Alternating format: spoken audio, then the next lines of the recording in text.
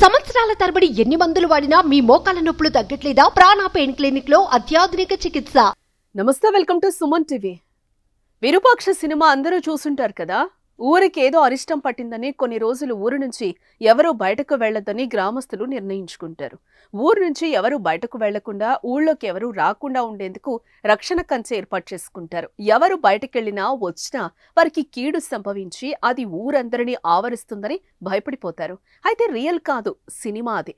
కానీ రియల్ లైఫ్లో కూడా ఓ ఊరికి ఏదో కీడు పట్టిందని, అందుకే గ్రామంలో వరుస మరణాలు సంభవిస్తున్నాయని జనాలు భయపడిపోతున్నారు. అసలేం జరిగింది? ఎందుకు ప్రజలు భయపడుతున్నారు? కారణమేంటి? తాజాగా ఈ ఘటన భద్రాద్రి కొత్తగూడెం జిల్లాలో తీవ్ర సంచలనమే సృష్టిస్తోంది.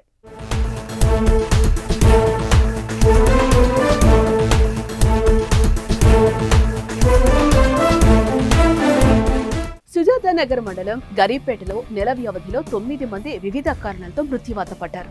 అమావాస్య రోజు మొదలైన నుంచి ఈ వరుస మరణాలు గ్రామంలో భయాందోళన కలిగిస్తోంది.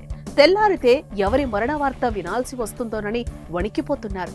అయితే గ్రామ ప్రజలు కొంతమంది గ్రామంలో ఉన్న బొడ్రాయికి లారీ తాకడం వల్ల గ్రామానికి అరిష్టం పట్టిందని, దీంతో గ్రామంలో వరుస మరణాలు సంభవిస్తున్నాయని ఆరోపిస్తున్నారు. గ్రామంలో ఒకరు మృతి చెందిన కర్మ తర్వాత మరొకరు మృత్యువాత పడుతున్నారని ఆందోళన చెందుతున్నారు.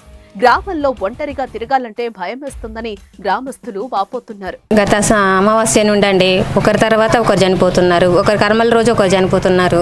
ఇప్పటి వాళ్ళకి 9 మంది చనిపోయారండి నెల రోజులలో. మరి ఊర్లో ఏమైందో ఏమో తెలవట్లేదు. కొంతమంది ఏమో బొడ్రాయికి లారీ గుద్దిందని చెప్తున్నారు.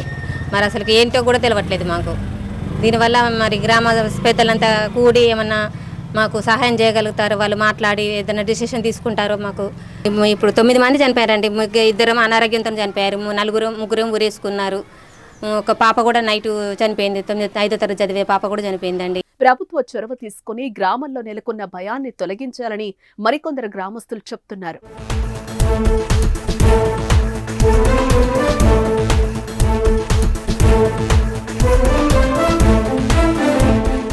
సుమన్ టీవీలో మీ పర్సనల్ అండ్ బిజినెస్ ప్రమోషన్స్ కోసం కింది నెంబర్కి కాంటాక్ట్ చేయండి.